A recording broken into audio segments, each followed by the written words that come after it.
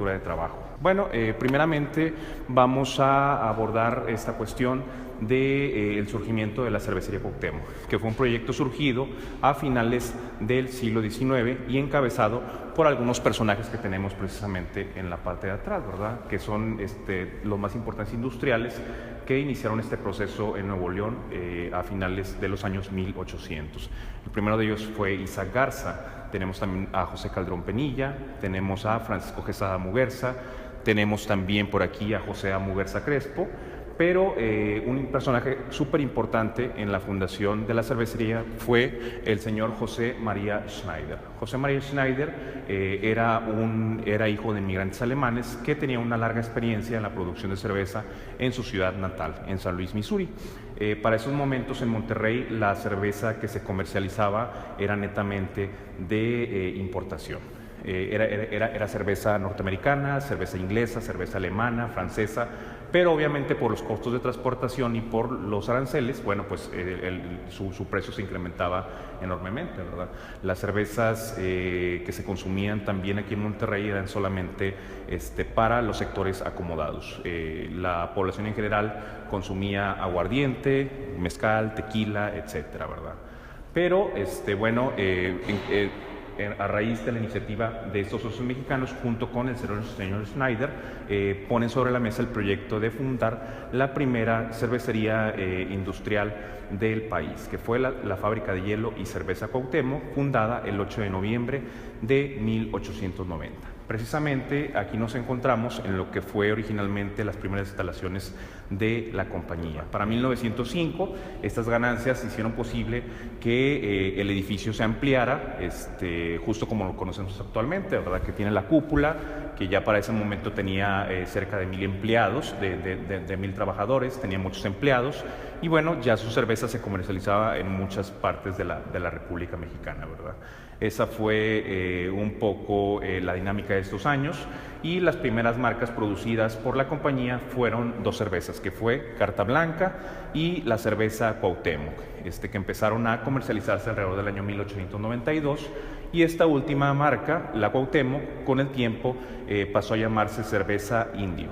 Este cambio de denominación surge precisamente porque la gente, al llegar a las cantinas, a los estanquillos, no pedían la cerveza Cuauhtémoc, pedían dame la cerveza Indio, porque la imagen del emperador Cuauhtémoc era la que aparecía en la etiqueta, y es así como se le cambia el nombre. En 1893 la cervecería Cuauhtémoc participa en la Feria Internacional de Chicago, Illinois, donde la marca Carta Blanca obtiene el primer lugar de la competencia, incluso muy por encima de cerveceras norteamericanas, cerveceras holandesas, alemanas, inglesas, etc. Entonces eso nos habla un poco de la calidad de los productos, así es. E inclusive, y algo importantísimo que ha caracterizado a la compañía desde su fundación, es la preocupación no solamente por generar valor económico, sino también valor social. Valor social a través del impulso a la educación, a través del impulso a la cultura, a las artes, etcétera, ¿verdad? Y una medida que está ad hoc precisamente con estos temas fue el establecimiento de la Escuela Politécnica Cuauhtémoc en el año de 1911.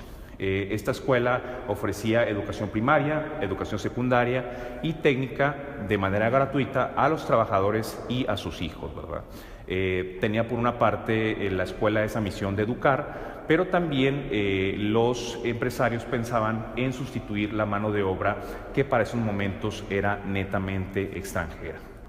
Otra de las medidas de carácter social fue también la expedición de vales para servicio médico.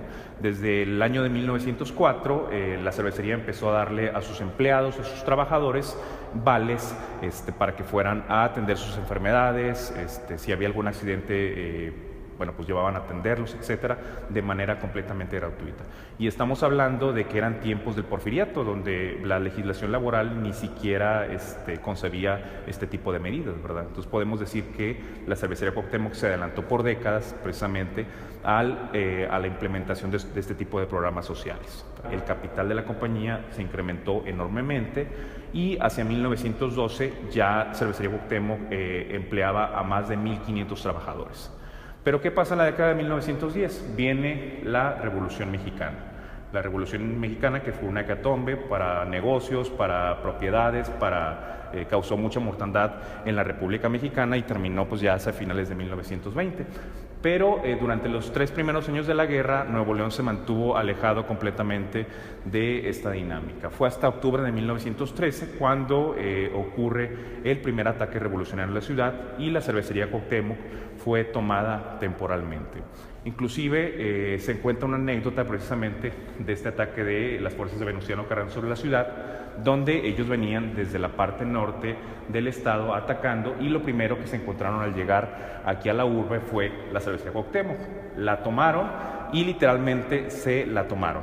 Las fuerzas rebeldes, se comenta por ahí, llegaron a los almacenes donde había miles de litros de cerveza completamente helada y bueno, se pusieron en un estado de ebriedad tal que después no pudieron ya hacerle caso a sus oficiales, no obedecían órdenes, directrices y eso aunado a la llegada de refuerzos desde la ciudad de Saltillo, refuerzos federales, provocó una retirada general de las fuerzas de Venustiano Carranza en este primer ataque, así es. Y es aquí cuando se inicia lo que se le conoció como el proceso más difícil que tuvo la compañía, mucho más difícil inclusive que las crisis de los años 70, 80, que fue el periodo de la incautación de la cervecería por la Revolución Mexicana.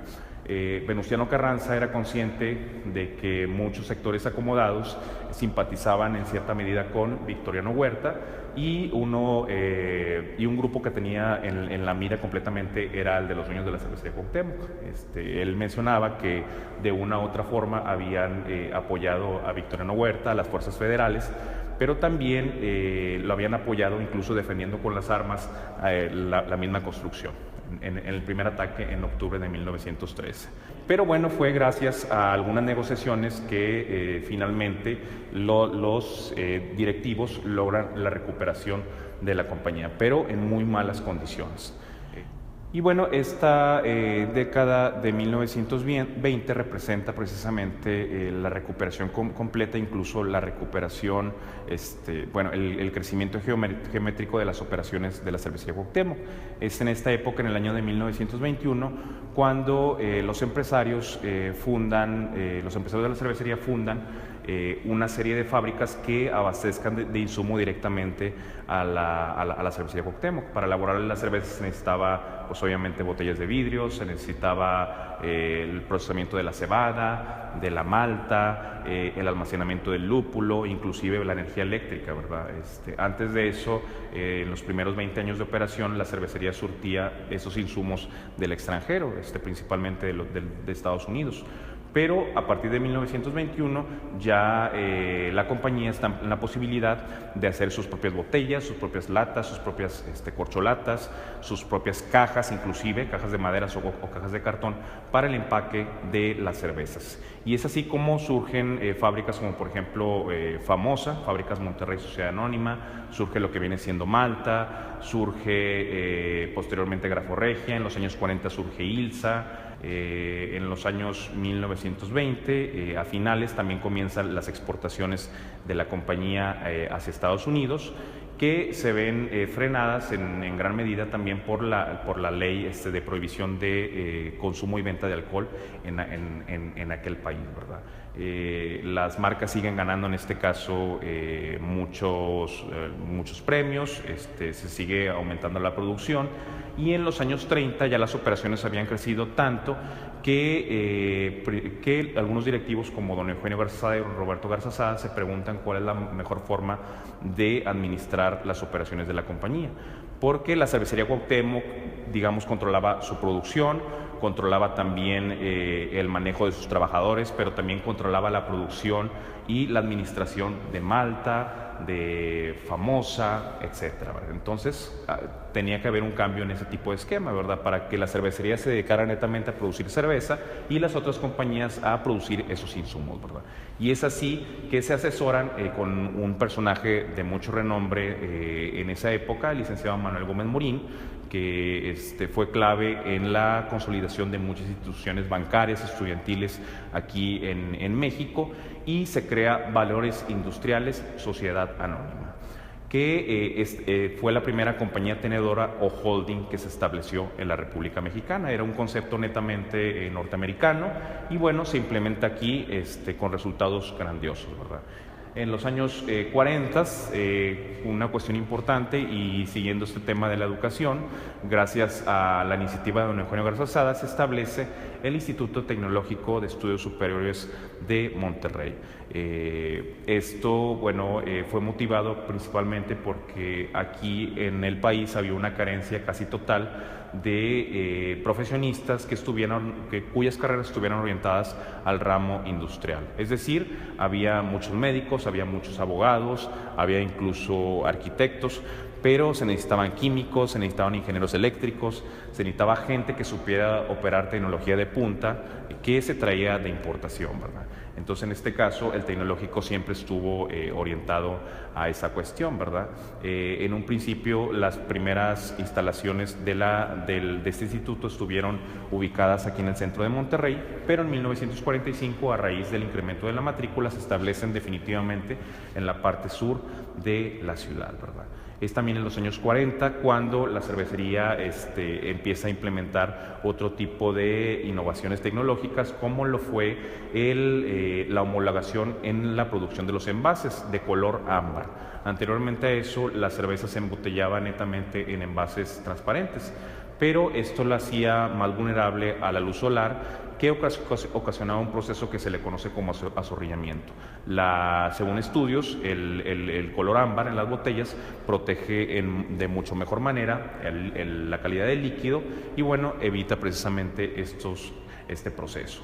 Hacia 1903, por ejemplo, establece lo que viene siendo el tapón corona o corcholata para el envasado de los productos. Anteriormente a eso, la cerveza se sellaba con corcho y con alambre de cobre, pero bueno, pues no era, digamos, un empaque muy práctico y se decide cambiar por este tipo de empaque.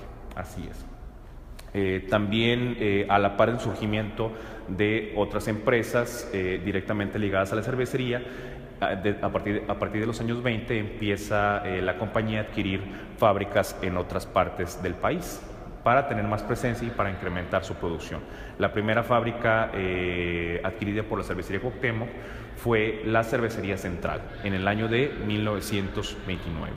Pero específicamente se adquiere una compañía que después le reditó mucho a la cervecería por manejar una marca que se puede decir es el caballo de batalla de la empresa, que fue la Cervecería Tecate. Cervecería Tecate, que era una compañía cervecera pequeña que solamente operaba en la región de Mexicali, Tijuana, etcétera, y tenía cierta venta al extranjero, a Estados Unidos, a la región de San Diego. Pero a raíz de esto, la cervecería Cuauhtémoc le da un impulso a Tecate, que incluso hasta el día de hoy no se ha detenido. Actualmente, pues Tecate y Tecate Light son las marcas que mayores dividendos le deja a la compañía. Exactamente. Tenemos también en los años 50 y 60 el lanzamiento de otro tipo de innovaciones tecnológicas, como lo fue el envase abre solo para la cerveza Tecate, y también en este caso el lanzamiento de la presentación Caguama, para la cerveza Carta Blanca. En los años Hace 120 años nace en Monterrey Cervecería Cuauhtémoc, gracias a 5 visionarios que iniciaron una historia de éxito, y así nacieron Cerveza Carta Blanca, Cerveza Cuauhtémoc y Cerveza Bohemia. En 1985 se adquiere Cervecería Moctezuma, fundada en Orizaba, Veracruz, y es así como nace Cervecería Cuauhtémoc Moctezuma. La marca Tecate nace en 1944 en Baja California Norte y en 1954 es adquirida por Cervecería Cuauhtémoc. Siendo una marca innovadora, en 1992 lanza la primer cerveza light en México, hoy líder en su categoría. Tecate es una marca que reconoce al hombre por vivir una vida sin complicaciones, acompañando sus aficiones, siendo patrocinador oficial de box, fútbol, béisbol y música. La cerveza Cuauhtémoc se presentaba con una vistosa etiqueta del último emperador azteca, pero el público la identificaba como la cerveza del indio. Así, finalmente cambió la marca a Indio. Hoy es una cerveza dirigida a jóvenes alternativos y diferentes al mainstream, con una nueva imagen que empata con su personalidad valiente, inspiracional, desafiante y fuerte. En 2010 se genera la adquisición de Cervecería Cuauhtémoc Moctezuma por parte de Heineken. Eso ha generado una estampa internacional gracias a que Heineken tiene presencia en más de 180 países en el mundo, con una filosofía que ubica al consumidor en su mejor etapa de la vida, en un momento para disfrutar y vivir muchas experiencias. Por eso hoy, esto es Cervecería Cuauhtémoc Moctezuma Heineken de México. La cerveza representa el 94% del consumo de bebidas alcohólicas en México, donde contamos con 1 millón de nuevos consumidores cada año. Esto con un promedio de consumo de 49 millones de botellas al día. ¿Por qué somos una de las empresas más sólidas e importantes de México? Por nuestra filosofía de crecimiento, innovación y desarrollo. Además de que nos gusta la cerveza, la fiesta, la música, la comida y el arte. Cervecería Cuauhtémoc Moctezuma, además de crear productos de calidad, es una empresa que ha impulsado el crecimiento industrial, apoyando a la cultura, la educación y el deporte, así como el cuidado del medio ambiente, reduciendo hasta un 50% el consumo de agua, reciclando más del 50% de los residuos y reduciendo más del 40% de las emisiones contaminantes. Contamos con un gran número de plantas en diferentes regiones del país para llevar cerveza de calidad desde el norte hasta el sur de México. Lo mejor de Cervecería Moctezuma es su gente que trabaja día a día para hacer de esta empresa la mejor cervecería mexicana.